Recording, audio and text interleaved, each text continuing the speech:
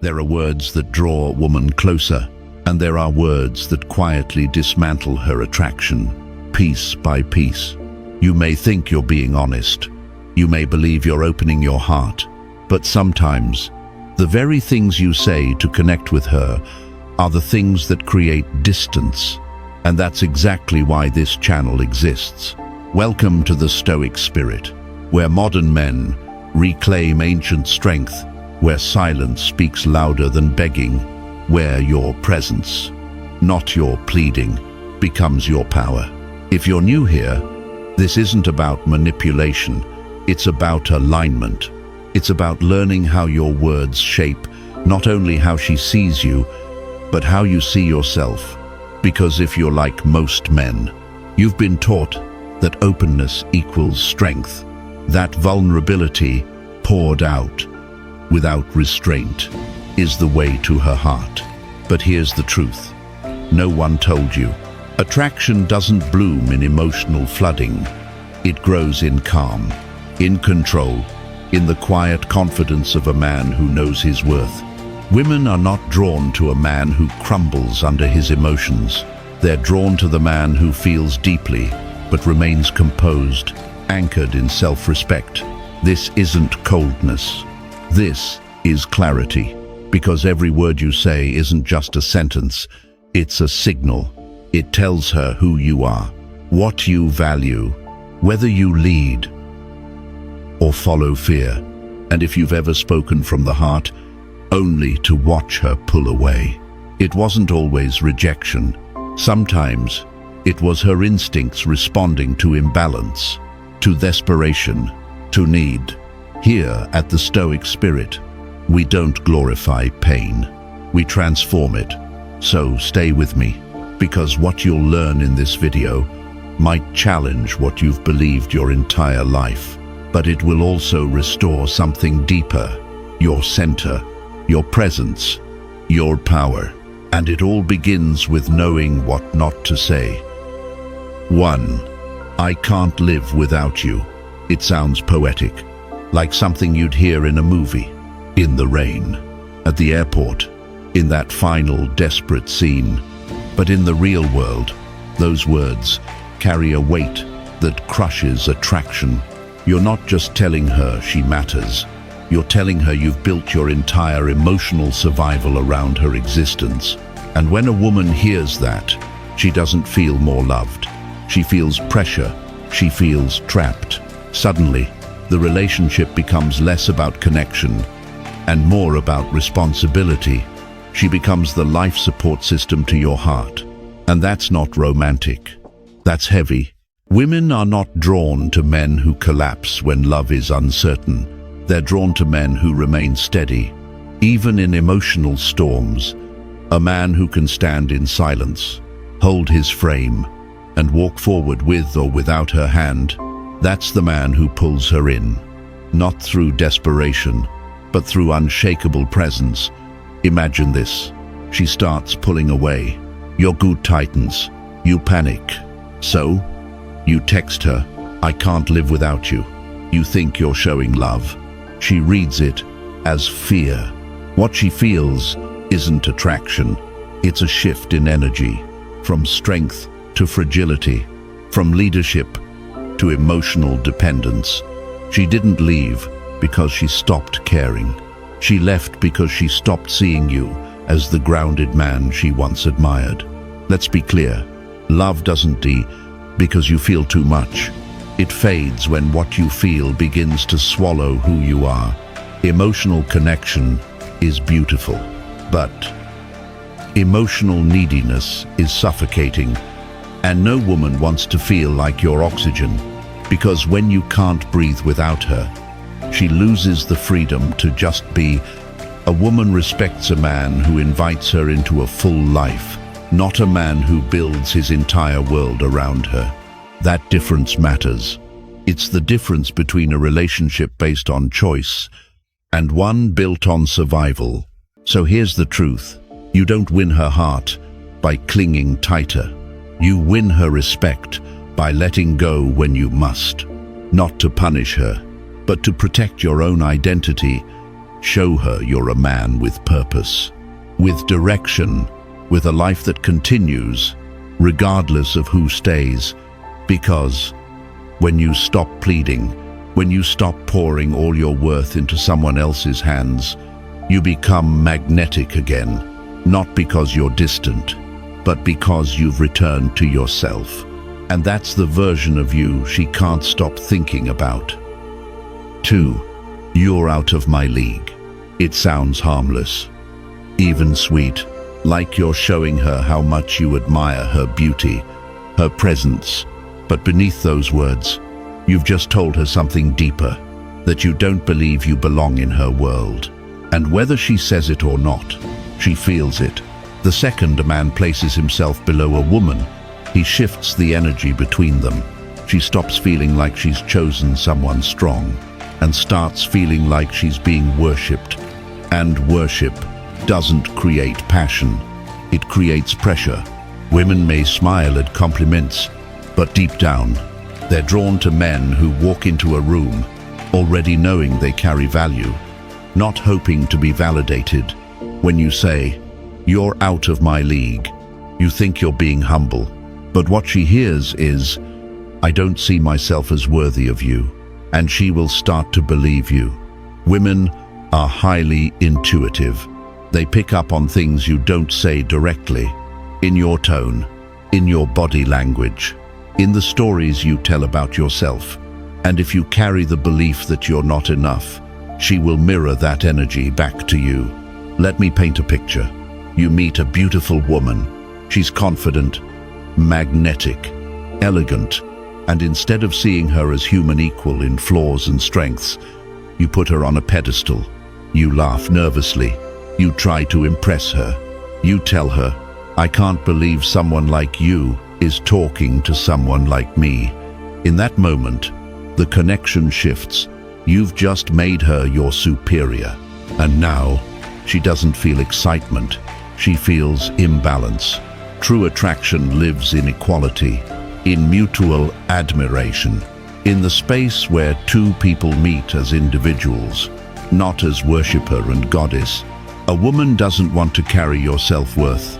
She wants to meet your confidence.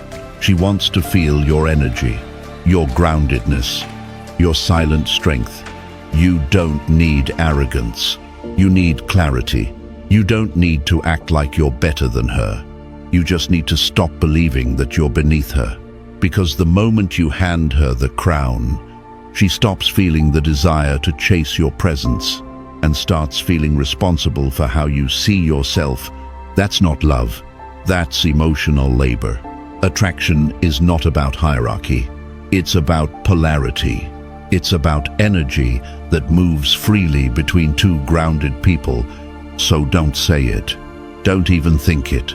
You're not beneath her. You're not above her. You're beside her, or you walk away.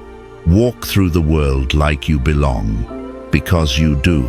And when you carry yourself like a man of quiet strength, she'll feel it in her bones, even before you speak a word. 3. I'll do anything for you. It sounds noble, like something a devoted man would say. But if you pause and truly examine what it means, you'll see that it's not loyalty you're offering, it's surrender. I'll do anything for you often hides a silent fear, the fear of being left, the fear of not being enough, the fear that if you don't bend, she'll break away. But here's the truth, most men avoid.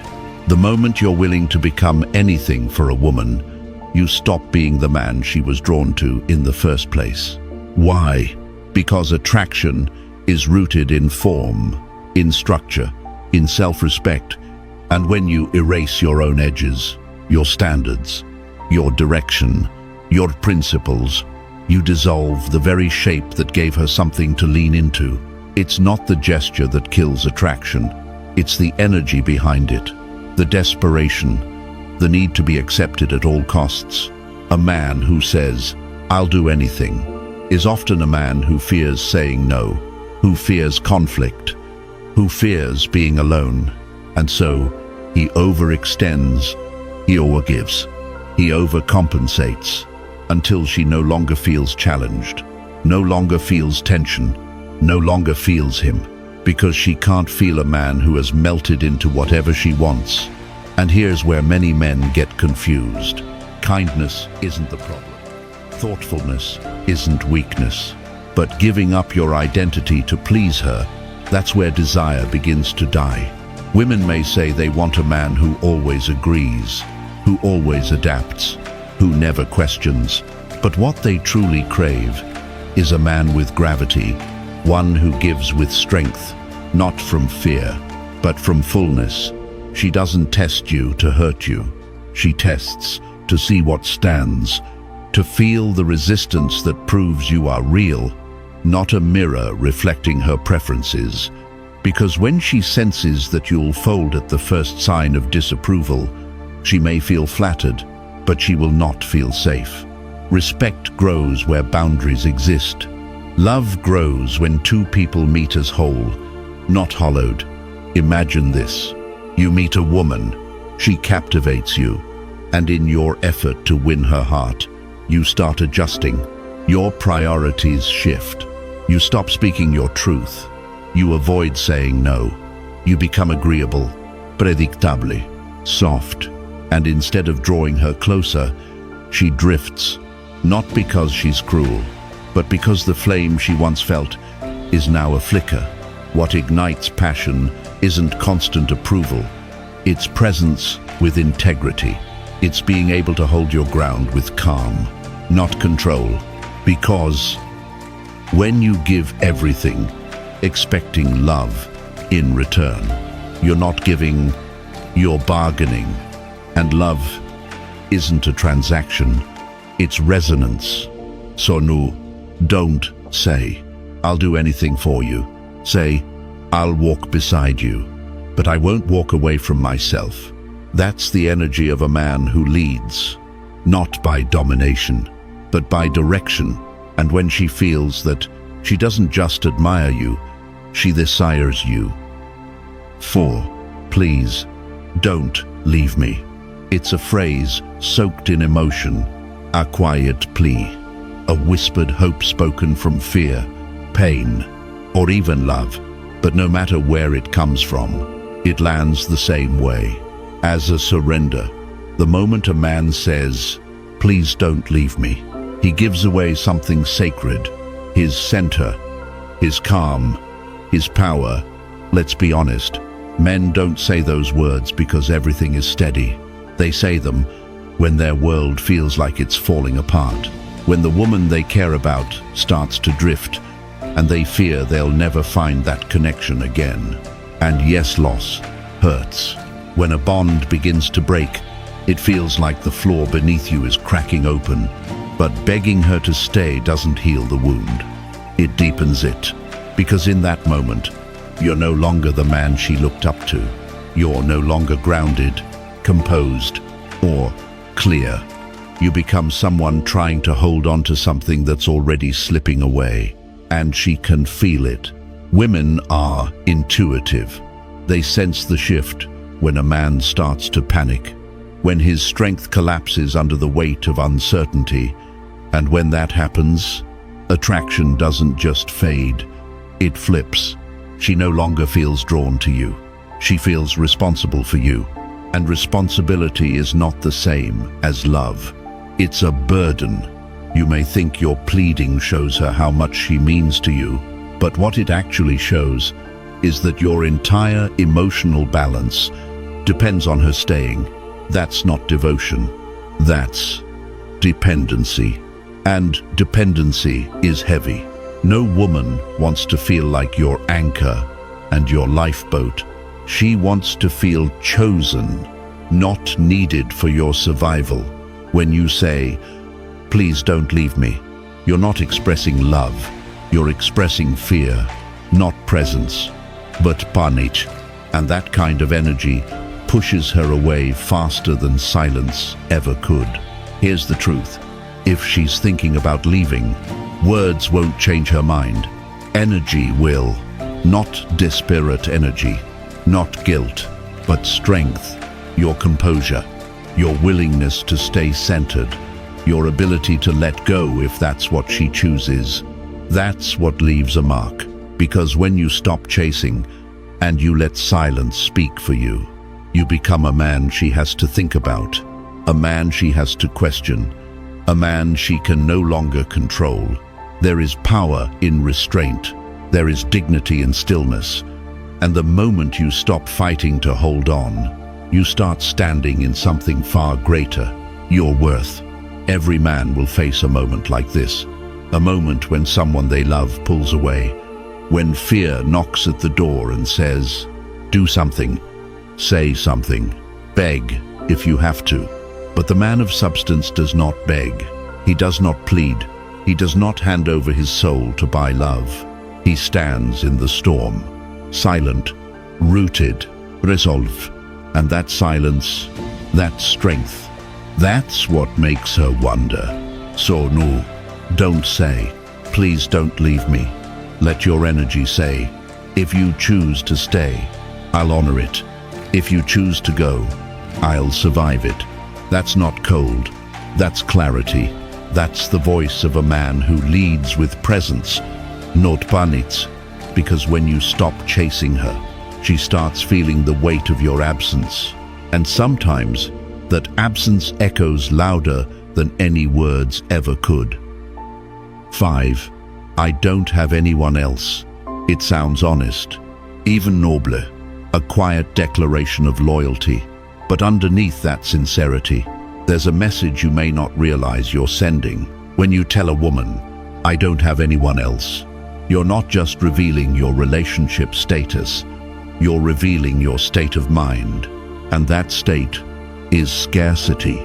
You're saying, you're the only one who wants me, the only one I believe I can have. And whether you mean to or not, that energy carries weight, because women don't respond to the words, they respond to the energy behind them. And the energy of lack is never attractive. Let's be clear, loyalty is beautiful, devotion is rare. But when loyalty is rooted in fear of being alone, it stops being a gift and starts becoming a plea. You're not offering her love. You're offering her a role, the one who makes you feel complete. That's not connection. That's emotional debt. And debt always creates imbalance. When a woman feels like she's your only chance at companionship, she doesn't feel chosen. She feels trapped. Not because she's cruel, but because deep down, every woman wants to know that the man she's with is desired, not disparity. She wants to feel that if she walks away, you won't collapse. You'll continue, rooted in your own path, in your own presence. Let me show you how this plays out. A man starts seeing a woman. Things are flowing well, until they're not. She begins to pull back. And instead of remaining steady, he panics. He texts her, I've never connected with anyone like this. I don't have anyone else. I don't want anyone else. He thinks he's expressing loyalty. What she hears is, you're all I have. If you go, I fall apart. The shift is immediate, not because she dislikes him, but because that tension, the spark, the mysteries, in the presence of neediness. Attraction isn't about proving devotion. It's about holding your ground while still being open. And a man who carries himself like he has options, even when he isn't entertaining anyone else, moves differently.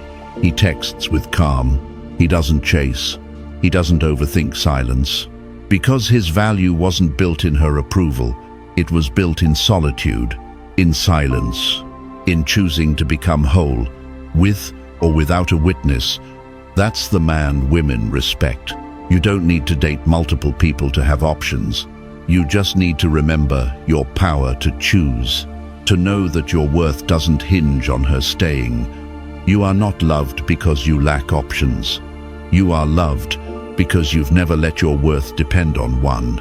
So no, don't say, I don't have anyone else, even if it's true. Let your presence say something deeper.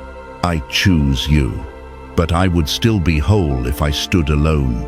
That is the energy of strength. That is the posture of quiet confidence. And that is what draws her in, not because you need her, but because you don't. 6. Tell me what to do. There comes a moment in every relationship where uncertainty creeps in, where the silence between you feels heavier than words. And in that moment, some men panic. They reach out, not with clarity, but with surrender. Tell me what to do. At first glance, it sounds respectful, like a man seeking harmony. But listen closely. What you're really saying is, I've lost my map. I need you to lead. And here's the hard truth. No woman wants to feel like she's steering a ship. That was never hers to navigate. When you ask a woman to tell you what to do, you may think you're being cooperative, but what you're actually revealing is that you're unsure of who you are, where you're going, and how to stand in your own direction. And that uncertainty, it doesn't invite closeness. It creates distance, because attraction isn't built on perfect choices. It's built on presence, uncertainty, on the quiet strength of a man who leads his life, with or without applause. A woman doesn't want to make your decisions. She wants to trust the decisions you make. She wants to feel safe in your leadership, not because you never falter, but because you never abandon your role as a man. Think of it this way. Every time you say, "Tell me what to do," you're handing over the wheel and asking her to drive your life. And when she senses that, she doesn't feel empowered. She feels burdened, because now she's not just your lover, she's your compass, your captain, your emotional caretaker. And that is not a position that breeds desire. That's a position that builds exhaustion.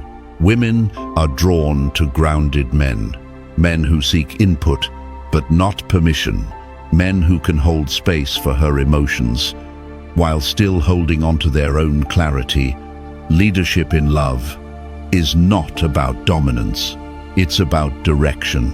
It's about knowing your values, making decisions, and trusting your judgment, even when it's hard. She doesn't need you to be perfect. She needs to feel that you're capable, because when you lead yourself, you invite her to follow, not because she has to, but because she trusts the road you're on. Let me paint a scene. You and her have a disagreement. She grows cold. Tension rises. And you panic. So you ask, "What do you want me to do? Just tell me what to do." In your mind, you're trying to fix it. But to her, it sounds like you're lost, that you don't know your own heart, your own mind, or your own boundaries. And now, the man she once admired feels like a boy asking to be saved. That's not respect. That's resignation. Real masculinity is not loud. It's rooted. It doesn't ask, "What should I do?" It considers, "What do I believe is right? And can I stand by that?" So don't say, "Tell me what to do." Say, "I hear you, and this is how I choose to move forward." Even if she disagrees, even if it creates conflict, she'll feel the presence of a man who isn't afraid to lead with conviction. Because in the end, what keeps attraction alive isn't compliance, it's clarity. A man who knows where he stands doesn't need constant direction. He becomes the direction. 7. I'm not good enough for you. Let's get this clear. If you've ever whispered those words, even just in your mind, you've already planted a seed of destruction. You didn't just tell her you're not worthy. You told yourself that you don't belong in the room. You made her the sun, and you became your own shadow. When a man says, "I'm not good enough for her," he's not being humble. He's surrendering to a story that says he has nothing of value, nothing she could possibly admire, and nothing that justifies his place beside her. That story doesn't make you noble. It makes you invisible, because no woman is drawn to a man who's already erased himself before he's even begun. This mindset kills attraction, not just with her, but with the world. It bleeds into how you speak, how you stand, how you walk into a room, because when you see yourself as less than, you move like a man asking for permission to exist, and that energy, it repels. You think you're expressing vulnerability, but what you're really doing is making her carry the weight of proving your worth. And that's a burden no woman signed up for. She wants to feel pulled toward a man who knows who he is, not pushed into convincing you that you matter. Here's the deeper wound. Every time you repeat the phrase, "I'm not good enough," you reinforce it. You carve it deeper into your identity until you stop pursuing growth, until you stop trying, until you shrink. You begin to play small. You stop showing up fully. You hide behind excuses. But here's what you've forgotten. You're not supposed to be perfect. You're supposed to be present. You're supposed to show up, to grow, to bring your edge, your story, your weight. Every man carries something sacred, whether it's his integrity, his vision, his compassion, or simply the way he holds space for others. But when you look at her and say, "I'm not good enough," you're discarding every piece of that. You're choosing to forget your own power. Let's be honest, the world doesn't owe you her love. And she's not obligated to admire you, but you owe it to yourself. To walk like a man who belongs. A man who doesn't chase approval. A man who doesn't compare his light to others, because he knows how long it took to ignite his own. This isn't about ego. It's about self-respect. You don't have to be the richest, or the smartest, or the most charismatic, but you do have to believe in your own seat at the table, because the moment you doubt that, you stop being a man she can respect, not because you're flawed, but because you don't value yourself enough to show up fully. So if you've been walking around with the thought, "I'm not good enough," it's time to rewrite the script, not just for her, but for you. Stop waiting for validation. Stop hoping she'll fix what you refuse to heal. Start building. Start leading. Start standing like a man who understands this truth. You are not too much. You are not too little. You are enough. And until you believe that, no one else can. So here's the truth. Brother, if you're still begging for validation, still placing her on a pedestal, still whispering, "I'm not good enough," then you're not stepping into the man you were meant to be. You're not ready for a real relationship, not because you're broken, but because you haven't claimed your worth. Respect doesn't chase, attraction doesn't beg, and love doesn't grow in the soil of self-doubt. A woman won't see you as valuable until you do. If you approach love from a place of fear, you'll always be performing, always guessing, always bleeding pieces of yourself to earn what should rise naturally from your presence. That's not connection. That's survival. So stop proving. Stop apologizing for your flaws. Stop shrinking so someone else can shine. Lead yourself first. Stand where your voice doesn't tremble. Show up like a man who doesn't need permission to exist. Because when you do that, when you walk in your own truth, that's when she listens. That's when she respects. That's when she follows. Now, I want to hear from you. Have you ever caught yourself saying one of those lines? What did it cost you? Or what did it teach you? Drop a comment below and share your story, because your experience might wake another man up. If this message hit you, subscribe to the Stoic Spirit and join the men who lead with strength, not fear. Remember, a man who honors his worth doesn't have to demand respect. He becomes it.